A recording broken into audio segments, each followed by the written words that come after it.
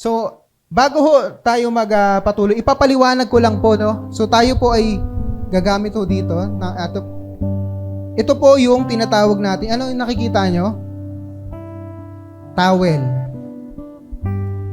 Mapapansin ho natin, sa lahat ng mga kino-commission, it's either meron silang sinusuot na mahaba o merong tuwalya. Ipaliwanag ho natin ang simbolismo nito.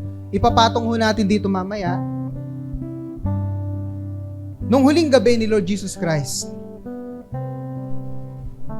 isa ho sa mga ginawa ni Lord Jesus Christ doon sa John chapter 13. Isa sa mga ginawa ni Lord Jesus Christ, yung paghuhugas ng mga paa. Diba? John chapter 13 verse 14, nagubad ng balabal si Lord Jesus Christ. Kumuha siya ng tubig, kumuha siya ng tuwalya. At hinugasan niya isa-isa ang paa ng mga apostol niya. At ano ho yung naging tugon ni Pedro? Naalala nyo? Sabi ni Pedro, Panginoong Hesus, huwag niyo po hugasan ng paa ko. Bakit? Kasi Panginoon siya, Diyos siya eh. Lord siya yung masusunod, siya dapat yung paglingkuran. Pero ano ang sabi ni Jesus Christ? Pag hindi ko hinugasan ng paa ko, hindi ka kabahagi dito, hindi ka kasama. Kaya sabi ni Pedro, sige Lord, hugasan mo na buong katawan. Tugon ni Jesus Christ, ang nahugasan ko na paa, nahugasan na buong katawan, kanyang buong pagkatao.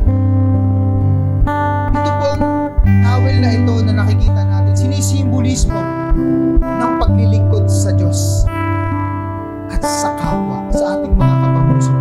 Tinatawag na ano ito servant's towel. Sa lahat ng mga papatungan natin na narito nakahanda na, ito ay magsilbing paalaala sa atin. Ang leadership po, it's about service. Serving God and serving His people. It's not about us. It's not about the leader. Parang malungkot man kung titignan natin sa una kasi, pero napakahalaga ho na sino mang naglilingkod sa Diyos, ang Diyos po ay hindi nagpapabaya sa kanyang pangako, ang kanyang pagtulong, at higit sa lahat ang kanyang gantimpala.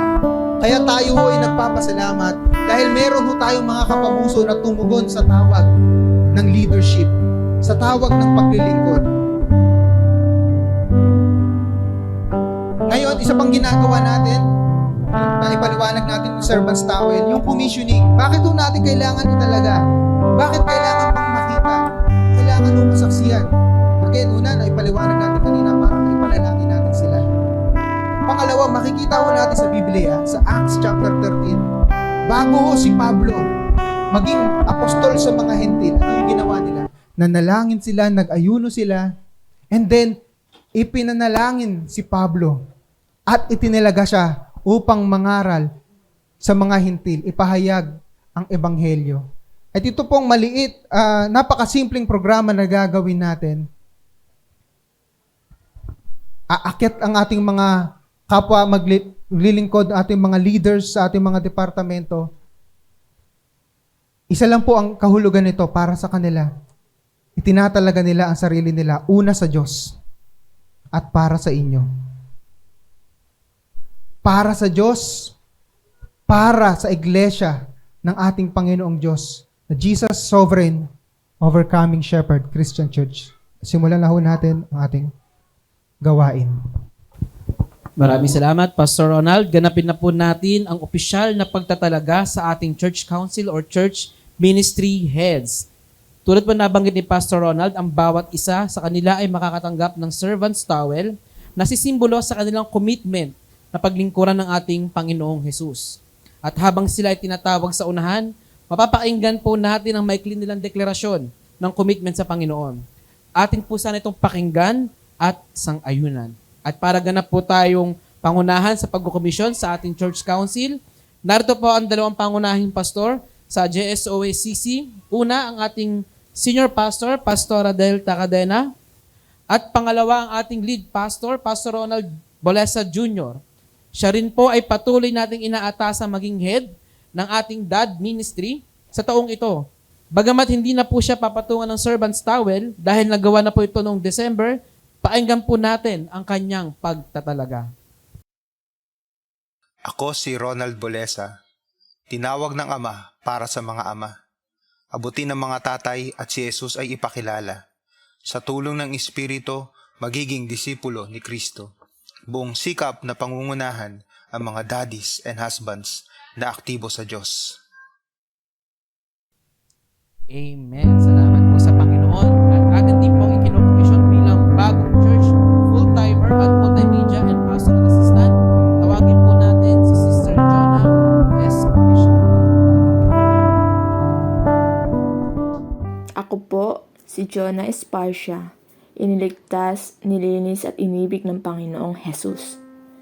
Ngayon po, buong pusong nagpapakumbaba at handang sumunod sa tawag ng Panginoon.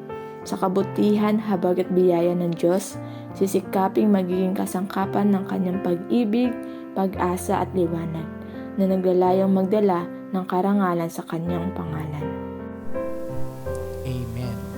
At para sa ating pong mga age level ministry heads, narito po ang una, ang ating Children Ministry Directress, Sister Hannah Ruth Takadena. Ako si Hannah Takadena, tinawag ng Diyos na maglingkod kahit na may mga pagdududa at takot.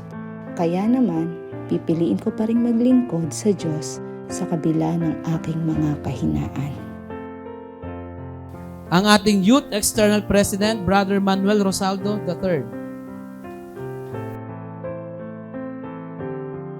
Ako si Manuel M. Rosaldo III ay nagtatalaga bilang External President ng Youth Ministry. Ako ay maglilingkod ng buong puso at lakas kasama ang ating Panginoong Hesus. Ang ating Young Adults Plus Ministry Directress, Sister Cherry Joy Rosaldo. Ako si Cherry Joy M. Rosaldo ay nagpapasalamat sa Panginoon dahil tinawag niya akong maglingkod. Sisikapin kong gampanin ang aking tungkulin bilang YA Ministry Head. To God be the glory. Ang ating Wives and Mothers Ministry Directress, Pastora Tricia Bolesa. Ako po si Tricia B. Bolesa. Sa biyaya ng Diyos ay tinawag to lead wives and mothers, ay sisikaping magawa ang kalooban niya at maging pagpapala sa kanila. At huli sa ating age level, ang Directress naman po ng 60 Plus Seniors Ministry, Sister Levi Capia. Ako, si Levi Capia, ay nagpapasalamat sa Diyos dahil sa biyaya niyang tawagin ako bilang tagapaglingkod. Dahil dito, sisikapin kong paglingkuran siya ng buong puso. Maraming salamat po sa ating mga age level. Ngayon naman po, atin na pong itatalaga sa Panginoon ang ating mga non-age level ministry heads. Una po rito ang ating Praise and Music Ministry Director, Brother Gised Takadena.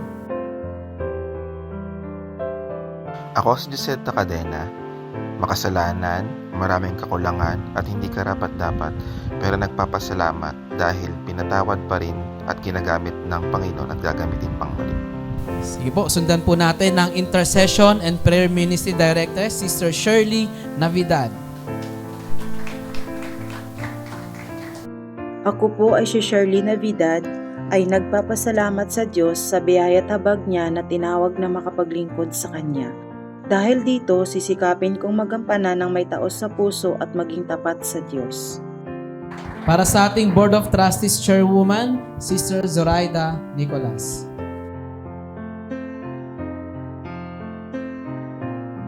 Ako, si Zoraida S. Nicolas, ay nagpapasalamat sa Diyos dahil sa biyaya niyang tawagin ako bilang tagapaglingkod. Dahil dito, sisikapin kong paglingkuran siya ng buong puso. At huli po sa ating non-age level, ang Ushering Ministry Directress, Sister Christina Rosimo. Ako po si Christina Rosimo, Head ng Ushering Department. Ako po ay nagpapasalamat sa Panginoon sa pagtatalaga niya sa akin bilang Head ng Ushering Ministry. Ako po ay nangangako na tutuparin ko ang aking mga tungkulin sa ikagaganda ng aming samahan sa ministry. Maraming salamat po. Praise God! Mga kapamuso, muli narito po sa harap ng Panginoong Hesus at ng JSOACC ang ating Church Council at Ministry Head sa taong ito. Palakpakan po natin ang Panginoon sa kanilang commitment to serve. Ngayon po, atin silang italaga sa Panginoon sa pamamagitan ng panalangin pangungunahan po ng ating lead pastor, Pastor Ronald Bolesa. So, we invite everyone na tumayo at atin ho silang itatalaga. At ito tayo ay tuon natin ang ating kanang kamay sa kanila. Panginoong Diyos, unang-una kinikilala namin ang iyong pagka-Diyos. Kinikilala namin na kayo ay tumatawag, Panginoong Diyos, upang mamuno, Panginoong Hesus. O Panginoon, nasasaksihan namin ang pagtayo nila. Ganda ng kanilang pagtatalaga. At ang kanilang servant's towel na nagpapaalala na ang bawat isa sa amin, Panginoong Diyos, ay lingkod mo. Ang bawat isa sa amin ay lingkod ng aming mga kapamuso. Kaya gamitin niyo po, Lord God, si Jonah bilang bahagi ng isang full-timer, Panginoong Diyos, si Hannah Takadena in the name of Jesus sa kanyang leadership, Panginoon, sa children, sa mga kids. Kay Brother Manuel, Panginoon, sa kanyang leadership sa mga kabataan. Si Cherry Joy, Lord, sa kanyang leadership sa YA, sa young adults. Kay Sis Tricia, Panginoon, sa kanyang pangunguna sa mga nanay, sa mga mothers, wives and mothers, Lord God. Kay Nanay Levy, Panginoon, sa kanyang leadership sa 60 Plus, and kay Brother Giselle sa Praise and Music Ministry. Kay Nanay Shirley, Lord God, sa kanyang pangunguna sa IPM, Intercession and Prayer Ministry. Kay Ate Ada, Sister Ada, Panginoong Diyos, sa kanyang leadership sa Board of Trustees. And kay Nanay Christy, Panginoon, sa kanyang leadership sa Ushering Ministry. In the name of Jesus, Lord, itinatalaga namin sila sa iyong harapan, Father God. Katulad ng iyong pangako, Panginoong Diyos, ng pagtulong, pagsama, equipping sa kanila, Lord God. Give them the wisdom, Lord God, the gift of leadership in the name of Jesus. Give them the wisdom, Panginoon, upang mapangunahan ng mga ministeryo na sila ay itinatalaga mo, Panginoong Diyos. Tutulungan niyo po sila, Panginoon, na mapangunahan ang mga ministeryong nabanggit sa kanila, Lord God. I pray that in the name of Jesus, mas lalo silang dumikit sa iyo, mas lalo silang dumepende sa iyo, Panginoon. Batid po namin lahat kami, may kanya-kanyang kahinaan. Hindi namin alam ang lahat ng bagay, pero isang bagay ang mapagkakatiwalaan namin, na tapat ang pangako mo, Panginoon. At sino mang tinatawag mo sa ministeryo ay hindi po ninyo pababayaan. In the name of Jesus, fill them with your power to the Holy Spirit that's dwelling in them, Panginoong Diyos. Maraming salamat, O Lord God. We pronounce blessing in the name of Jesus. And we declare that your perfect will be done through them, Lord God. And their calling, Panginoon, to lead their respected ministry, Lord God, their respected departments, Lord God, magampanan nila ng may pagtatalaga, pananampalataya at buong commitment sa iyo at sa mga kapamuso. Maraming salamat po. And I pray, Lord God, na sila, Panginoong Diyos, ay sasamahan nyo at bibigyan nyo sila ng kanilang mga katuwang, Panginoong Diyos, nang sa gayon magampanan ang mga tungkuling ito. Maranasan nila ang kapangyarihan mo, ang kapayapaan na nagmumula sa iyo, Panginoon, while they are serving you. Maraming salamat po, Lord God, in the name of Jesus. Bless these brothers and sisters. In Jesus' name, Lord. At ganun din sa mga kapamusong naririto, Lord God, magampanan namin yung aming pagsaksi, Panginoon, ang bahagi namin ay maipanalangin sila. Ang bahagi namin, Panginoon, ay magpasakop, Panginoong Diyos, sa kanila. Kung saan, Panginoon, aplikable sa amin. Kung kami ay mga kabataan, magpasakop sa leadership ng kabataan. So anumang department na kami ay under them, Lord God. At kahit, Panginoon, wala man kaming formal ministry, Lord God, still, Lord God, magpapasakop kami sapagkat kalooban mo, Panginoong Diyos, na kami ay sumunod dahil kayo ang tumawag sa kanila. In the name of Jesus, at maipanalangin din namin sila araw-araw, maisama namin sa aming mga panalangin. Truly, Lord God, napakasarap, napakilagaya, pagmasdan ang mga kapamuso na nagkakaisa, Panginoong Diyos. Nagkakaisang maglilingkod sa tunay na Diyos. Nagkakaisang maglilingkod sa aming dakilang pastol na si Jesus. At sa amin po dito, mga pastoral staff, Lord God, na tinawag ninyo. Lord God, give us shepherds, Lord God, to shepherd these people. Maraming salamat ho, Panginoong Diyos. We pray, Lord, sa lahat ng ito, magtagumpay ang bawat isa. Dahil kung ang lahat ay magtatagumpay sa kanya-kanyang ministeryo, lalago ang iglesyang ito. Ang lahat ay makikinabang. Ang lahat, Panginoon, ay magiging masaya. Ang lahat ay mabibless. At higit sa lahat, lalaki ang ministeryong ito. O Panginoong Diyos, we entrust to you our lives. We entrust to you this church. This is your church, Lord God. You called us, Lord God, to the leadership. You called us to serve you, Lord God. Magampanan po namin ito. Kahit wala kaming titulo, Panginoong Diyos, maglingkod kami sa iyo, sumunod kami sa iyo, respetuhin namin ang mga leaders na sa harapan. Maraming salamat po, Lord God.